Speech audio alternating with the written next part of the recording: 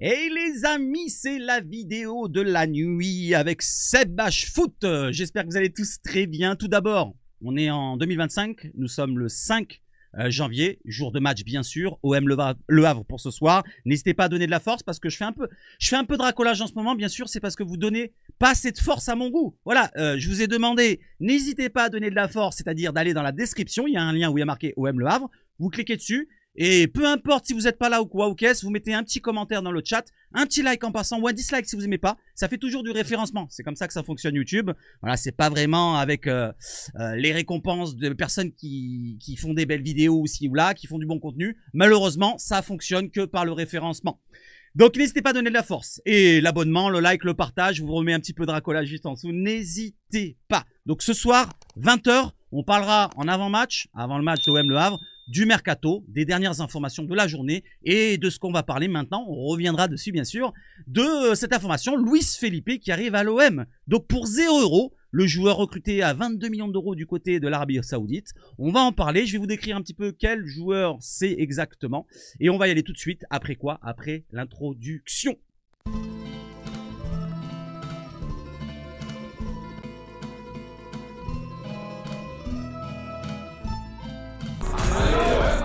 Et on y est, donc Luis Felipe, l'OM recrute Luis Felipe, l'international italien, gratuitement. Et oui, gratuitement. 0 €. Bon, il y aura une prime à la signature qui devrait être conséquente, je pense. Un gros salaire aussi. Rappelons-nous qu'il touchait 10 millions d'euros, on s'en souvient quand j'avais fait la vidéo il y a 2-3 jours.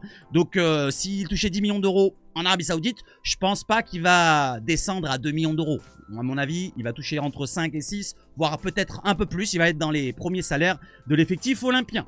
Le défenseur italien quitte Al Ittihad en tant qu'agent libre et rejoint l'OM avec effet immédiat, nous dit Fabrizio Romano. Irigo Kimuniji. Louise se rendra à Marseille, pas Louise, Louise se rendra à Marseille lundi et devrait s'engager jusqu'en juin 2026, donc pour 18 mois. Bienvenue à toi, notre cher petit Luis Felipe, en espérant qu'il n'y ait pas de soucis à la visite médicale. Et je vais revenir sur un petit domaine, je ne sais pas si je vous l'ai souhaité en début de vidéo, je vous re-souhaite encore une fois, pour tous ceux qui m'ont pas souhaité bonne année, n'hésitez pas dans les commentaires. Moi je vous souhaite encore une fois, une dernière fois sur cette vidéo-là, bonne et heureuse année à toutes et à tous ceux qui me regardent. Que vous soyez de n'importe quel fuseau horaire dans tout le monde entier. Parce que je sais qu'il y en a aux États-Unis, je sais qu'il y en a, pourquoi pas, en Nouvelle-Zélande et je sais pas où, dans quelle contrée du monde. Donc je vous souhaite à toutes et à tous plein de bonheur pour cette année 2025. Allez, on enchaîne les amis et on parle un petit peu de Luis Felipe, confirmation de Fabrizio Romano 1 heure après. Voilà, pour vous montrer qu'il a bien confirmé son information. Luis Felipe sera bien à Marseille lundi pour signer son contrat valable jusqu'en juin 2026. Et on enchaîne derrière avec des informations venant de Goal News qui nous détaille un petit peu le joueur. Luis Felipe est principalement un défenseur central, comme je vous l'avais détaillé il y a 2 jours, mais il est capable de jouer comme latéral droit, c'est ce que je n'avais pas dit, grâce à sa mobilité et son endurance. Mesurant 1,87 m, c'est très grande taille, c'est la taille de Balerdi, me semble bien. Il est également très à l'aise dans les duels aériens. En termes de style, il est souvent comparé à Stefan de Vrij, le néerlandais. Vous connaissez tous, il joue à l'Inter maintenant si je ne me trompe pas. Son ancien coéquipier de la Lazio. Et a déclaré s'inspirer du légendaire Thiago Silva. Donc c'est de belles comparaisons. Stefan de Vrij, il s'inspire un petit peu de Thiago Silva. Bien sûr, il a des origines brésiliennes puisqu'il est né au Brésil. Il joue pour la Squadra, il a la double nationalité. Donc pas d'extra communautaire, c'est parfait pour nous. Pas de transfert, c'est parfait pour nous. La prime à la signature, le gros salaire, mais quand même on récupère un joueur dans la pleine force de l'âge, il a que 27 ans. On va voir son dossier juste maintenant, justement. Donc 27 ans, international italien, à une reprise. Malheureusement, il n'a pas eu le temps d'avoir des sélections puisqu'il est parti du côté de l'Arabie Saoudite. 8 millions de valeur, donc ça on va pas trop regarder puisqu'on ne l'achète pas du tout. Il est gratuit, il est plus sous contrat sur Al Ittihad. Autre chose à dire, on regarde cette saison, il n'a joué qu'un seul match. Et ça c'est ce que je vous ai dit, il est blessé actuellement. Ou il est de retour selon l'équipe. L'équipe nous dit bien qu'il est de retour selon l'équipe. Alors on va voir l'information que je vous ai mise quelque part, elle est ici. Luis Felipe devrait être opérationnel fin janvier. Felipe est aujourd'hui rétabli. Après avoir repris progressivement l'entraînement en novembre, il n'est logiquement pas prêt à se frotter immédiatement à la Ligue 1 selon l'équipe. Et l'OM espère qu'il sera pleinement opérationnel à la fin du mois de janvier. Depuis que De Zerbi a changé son système et qu'on est dans un 3-4-3 installé par Roberto De Zerbi, Luis sera chargé principalement de concurrencer Léo Balardi dans l'axe de la défense et Amir Murillo dans l'axe droit, pas axe gauche Même si on peut, hein, voilà, c'est un professionnel. Je vous l'ai dit, il a 27 ans, il a une grosse expérience, il a gagné des trophées. On va voir quel trophée il a gagné dans sa carrière. Dans l'axe l'axe droit, pardon. Ce qui permettra aussi d'aligner Murillo un peu plus haut en tant que piston et pourquoi pas relayer Luis Enrique. Comme ça, il pourra se reposer, Luis Enrique, et Murillo sera le concurrent d'un Luis Enrique sur le côté droit. Alors, bye bye Lirola, par exemple. Bye bye Momaité, je pense. Bye bye Chancel Mbemba. Même s'il ne veut pas partir, il faudra qu'il parte au bout d'un moment. S'il part pas cet hiver, il partira au mois de juin. Voilà un petit peu pour le joueur, dans quel système il va jouer, dans quel système on va jouer et dans quelle place il va surtout jouer. Maintenant, regardons un petit peu plus précisément ses transferts, ses trophées qu'il a gagnés dans sa carrière. Du côté de la Lazio, il a gagné en 2018, 2019 et en 2017, 2018 et en 2019, 2020, 3 trophées en comptant 2 Supercoupes d'Italie et une Coupe d'Italie. Donc c'est un joueur qui est expérimenté, il a gagné des trophées. Il a même joué, si on regarde ici à droite, vous voyez à la Lazio, au Real Betis en Espagne, après il est parti en Arabie Saoudite. Il a joué en Europa League, 28 matchs, il a joué en Champions League, 4 matchs. Il a quand même une expérience assez certaine du très très haut niveau. Autre chose, je vous l'ai montré, sa blessure, c'était un problème à cuisse, mais apparemment, selon l'équipe, c'est résorbé. Donc on va pas revenir sur sa blessure. Et on va voir maintenant un autre domaine, on va voir ce qu'ils nous disent du côté de la Provence. Luis Felipe a disputé 144 matchs, comme je l'ai vu juste avant, à la Lazio, en 2016 et 2022. Après un départ libre au Betis Séville, il va à la Etihad pour 22 millions d'euros. Il ne marque pas là.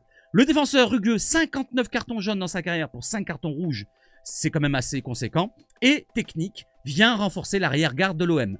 Pourquoi je vous montre ça? Parce qu'il y a une information supplémentaire pour le mercato, puisque la Provence nous dit que la défense devrait d'ailleurs encore évoluer d'ici la fermeture du mercato hivernal. Le 3 février prochain plutôt, dans cet ordre-là. Les dirigeants marseillais ayant toujours dans l'idée de recruter un latéral droit ou un piston polyvalent. Donc on va se positionner maintenant sur le joueur qu'on va citer juste après. C'est qui? C'est quoi? C'est qu'est-ce? Pour le reste, tout dépendra des opportunités, bien sûr. C'est bien sûr Zalewski. Il n'y a pas d'accord entre l'AS Roma et Nicolas Zalewski pour le prolonger, le contrat qui expire en juin 2025, nous dit Nicolas Chira. La Roma va donc essayer de le vendre immédiatement pendant ce mercato hivernal. Donc ça se précise bien, ils veulent le vendre. Alors normalement pour pas trop cher, il lui reste que 6 mois de contrat. Il a une valeur estimée à 10 millions d'euros sur Transfermarkt. Je parle de Zalewski, ce joueur-là que vous voyez. Selon Tutto Mercato Web, média italien, bon parfois frauduleux ou pas, je ne sais pas. En tout cas, ils nous disent que les négociations avec la Roma sont bien avancées pour Nicolas Zalewski, 22 ans, et il serait séduit par l'idée de rejoindre l'OM et de découvrir la Ligue 1. Longoria et Benassia seraient attendus à Rome pour les prochains jours pour finaliser l'accord. Donc selon Tutto Mercato Web, on serait proche d'un accord et pourquoi pas le finaliser dans les prochains jours. Voilà, pourquoi pas la semaine prochaine, avoir 2 recrues déjà en début de semaine prochaine. On enchaîne derrière et la Minute OM essaye de remettre cette petite clim. Et ils nous disent que Nicolas Zalewski, considéré comme un jeune joueur talentueux en interne, figure bien sur la shortlist, on le savait très bien, pour le recrutement d'un piston gauche. 2 autres joueurs sont également ciblés. C'est un peu comme l'information qui a été sortie du côté de l'Italie avec Longari qui nous avait sorti ceci. L'intérêt de l'OM est concret pour Nicolas Zalewski. L'OM examinerait plusieurs autres pistes en cas d'échec pour le joueur polonais. Ça date d'il y a 3-4 jours. Mais c'est pas grave, on va lire la suite. À ce jour, il y a encore une autre piste prioritaire parmi les 3 joueurs ciblés. Aucune piste prioritaire. Donc l'OM ne sait pas où ils vont apparemment. Dès lors, tout reste envisageable. C'est sûr, si on reste dans le conditionnel, on ne sait pas où on va. Ainsi, contrairement aux informations venues d'Italie, le joueur polonais n'est pas sur le point de signer avec l'OM. La marge de manœuvre pour le recrutement à ce poste dépendra des départs, selon la minute. Donc on enchaîne. Pour Zalewski, ça a l'air d'être chaud du côté de l'Italie. Certains le relaient ou pas, je ne sais pas. Mais en tout cas, on va en rester dans le 50-50. On va attendre de voir la suite. On enchaîne les amis. Lors d'une interview avec WP Sportov Fakti, Piotr Szewczewski, pour ceux qui ont connu, c'était un ancien Olympien, nous parle de Nicolas Zalewski qui va vers l'OM. Ce serait un très bon choix. Marseille est un grand club, nous dit Piotr.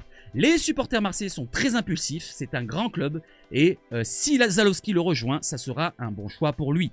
Marseille a l'histoire du football la plus riche.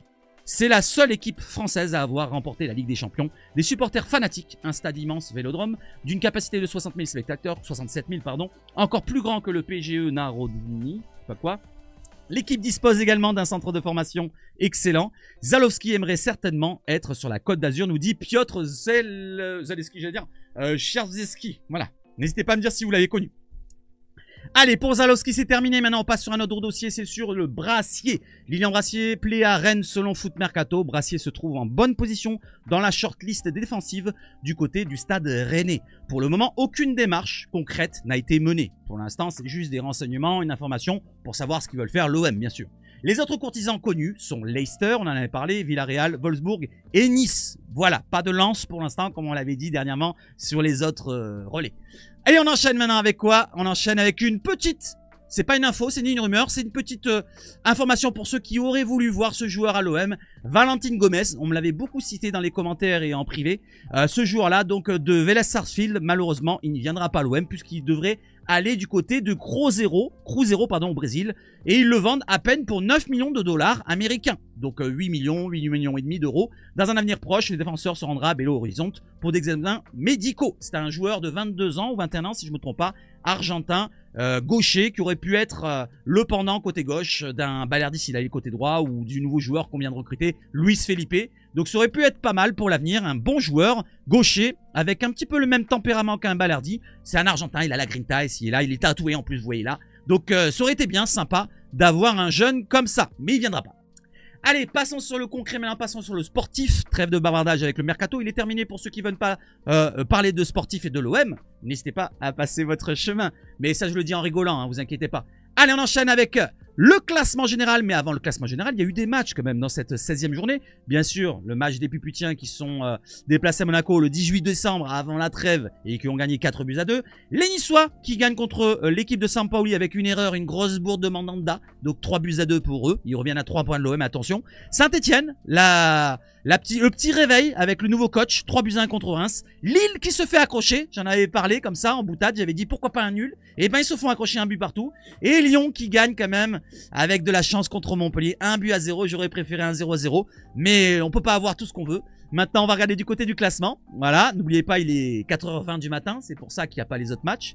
L'OM est deuxième, toujours avec un match de retard sur Monaco, sur Lille, sur Lyon, sur Nice, sur tous nos concurrents et sur Paris bien sûr. Voilà, parce qu'on ne sait jamais, on peut revenir à 7 points des Parisiens et surtout on peut mettre à 3 points les Monégasques, on peut mettre à 5 points les Lillois, voilà, qui nous concurrençaient dernièrement, 5 points les Lyonnais, 6 points les Niçois. Et les Lensois, ça dépend s'ils perdent ou pas leur match, je sais plus contre qui. Et on les mettra à 9 points possiblement. Voilà pour le classement.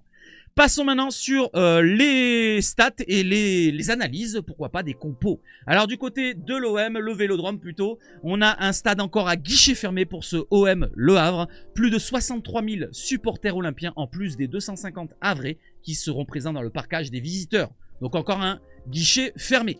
Pour les compos, du côté de l'équipe, ils nous mettent la compo que je vous ai citée hier, c'est la même exactement, avec l'absence de Kondogbia en défense, ils nous ont mis Cornelius titulaire, Balerdi en capitaine, Murillo sur le côté droit de la défense, bien sûr, Rouli Le Goth au gardien.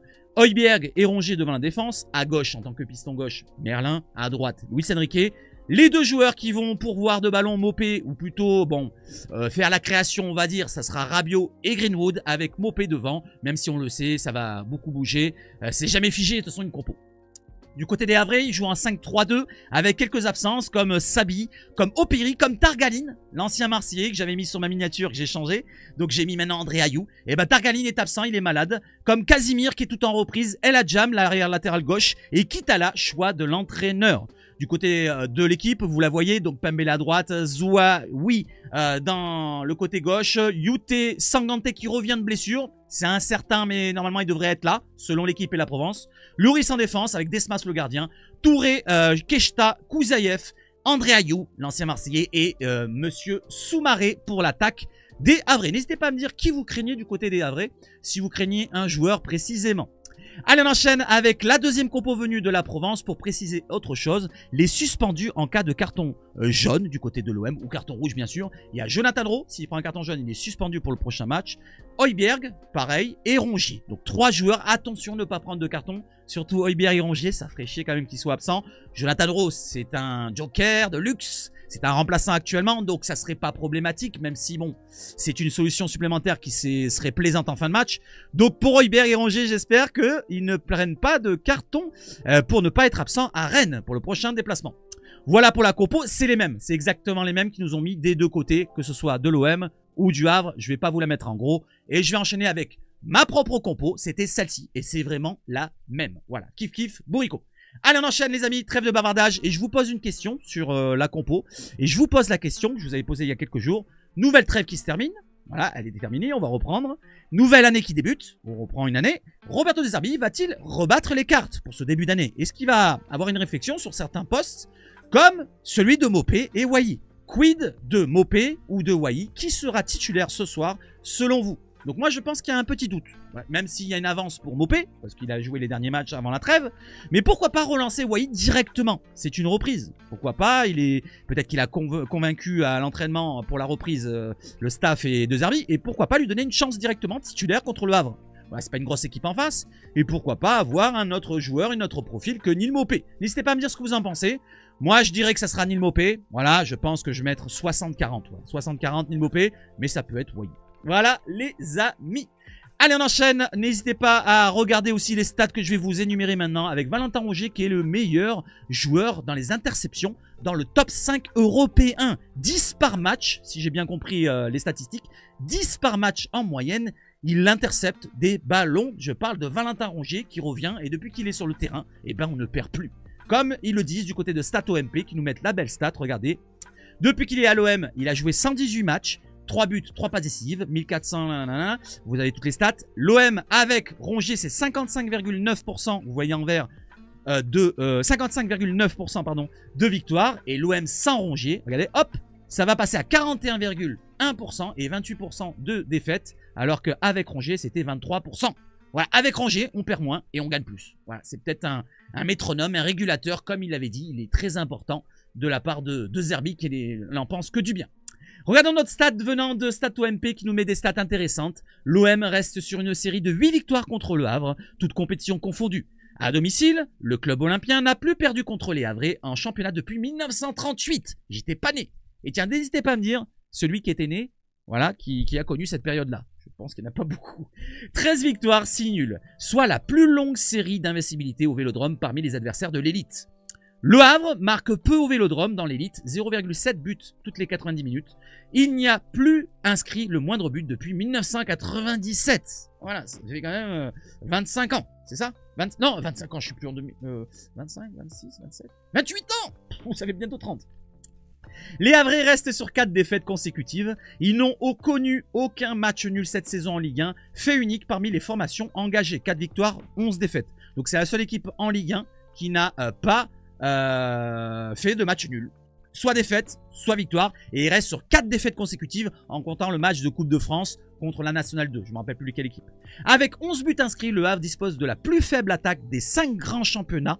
Des 5 grands championnats. Serie A, Liga, Première Ligue, Bundesliga, Ligue 1. Avec Retafe et Lecce avec 11 buts marqués à peine. C'est très très peu. L'OM disputera son 4e match de championnat au Vélodrome avec Thomas Léonard, l'arbitre, au sifflet ce soir. Pour une victoire, 2 nuls. Cet arbitre a déjà signé une victoire de l'OM contre le Havre. Donc un bon signe, voilà. Le Havre qui n'arrive pas à gagner. Le Havre qui marque pas beaucoup de buts. Le Havre qui n'a pas gagné depuis 1938 à Marseille. Donc au Vélodrome. Donc quand même, faut pas déconner. Si on perd là, ce match-là, je sais pas ce que je fais, mais je fais une connerie. Voilà pour toutes les stats. Peut-être encore une ou deux. Voilà la petite stat pour Roberto De Zerbi qui détient le meilleur taux de victoire parmi les entraîneurs engagés sous l'ère McCourt. Donc depuis 2016, avec 62,5% de victoire. C'est quand même assez conséquent. Ça fait 62,5 victoires sur 100 matchs. C'est beaucoup. Il y a les matchs nuls, hein, n'oubliez pas. Donc bravo à Roberto pour son début avec une nouvelle équipe, un nouveau système à inculquer à tous les joueurs les nouveaux. Donc franchement, bravo à lui. Du côté de Luis Enrique, c'est le seul joueur des 5 grands championnats, encore les mêmes championnats que je vous ai cités, européens, à avoir converti au moins la moitié de ses tirs en but. Donc 50% de réussite sur ses tirs en but, parmi ceux à plus de 10 tirs tentés cette saison. Donc ceux qui ont tiré 10 fois au moins dans les 5 plus grands championnats, il est le meilleur. Donc en termes de stats, il a 1 tir sur 2 qui vont au fond. 6 tirs qui vont au fond sur 12 tirs. Parfait. Donc en espérant qu'il fasse un 7e tir et qu'il marque... non, un 13e tir. Il ne peut pas marquer un 7e but, ça ferait 6,5. Donc il marque sur son 14e tir. Voilà, il fera 14 tirs, donc 2 tirs ce soir et il marquera un but. Et pour Greenwood, il marquera 2 buts. Comme ça, il passera devant le petit buteur Jonathan David qui n'a pas marqué. Voilà, donc on enchaîne et avec la dernière stat peut-être. Non, c'est pas une stat, c'est plutôt une petite anecdote. C'est pour voir un petit peu quelle est la clé du match. Et oui, parce qu'on va tomber contre une équipe qui va normalement jouer en bloc bas, comme Auxerre, comme avait dit en conférence de presse Roberto De Zerbi et Quentin Merlin. Ils avaient comparé le match de ce soir, donc OM contre Le Havre, comparé face à Auxerre. Donc un peu le même style de concurrent, d'adversaire. Jouer face à des blocs bas. Quentin Merlin, il avait dit, on sait que Le Havre est en difficulté, mais c'est le même genre d'équipe qu'on a rencontré comme Auxerre, contre qui on avait fauté. Et oui, on a perdu 3-1. Même lui, il avait fait une erreur. Donc je parle de Quentin Merlin. De Zerbi, lui, il a trouvé la solution. Il a dit, il faut savoir quand forcer l'action. Voilà, quand essayer de forcer la décision. Quand faire circuler le ballon plus rapidement. Quand se calmer. Comprendre où est l'homme libre. Savoir où trouver les espaces. Savoir jouer dans les petits espaces, comme il dit. Et on va essayer de trouver les petits espaces, les grands espaces, trouver dans le dos quand il y aura une solution. Et pourquoi pas donner le ballon à l'adversaire. S'il ne le veut pas, il faudra construire dans les petits espaces, comme il dit. Voilà les amis. Et on va terminer pour le petit auto-promo pour moi. N'oubliez pas, mettez de la force comme je vous l'ai dit dans la description. Vous allez, vous cliquez, on est à 11 likes. Il faut qu'on monte à 111 likes. Allez, n'hésitez pas à donner de la force. En tout cas, merci à Julien Rocheron pour l'information. Je l'avais vu, t'inquiète pas. Voilà les amis, je pense avoir tout abordé avec vous. Je vous retrouve sur le grand écran comme d'habitude. Et je vais vous souhaiter de passer un excellent dimanche. On se retrouve ce soir à 20h. 20h pétante. Et on parlera du mercato, de l'avant-match, des compos qu'il aura préparé notre petit De Zerbi. Et on va donner un petit spectacle ce soir en espérant qu'il y a la victoire. Voilà. Allez, je vous souhaite de passer encore une fois un bon dimanche. Vive le foot chez Sabache Foot. Et surtout, allez l'OM!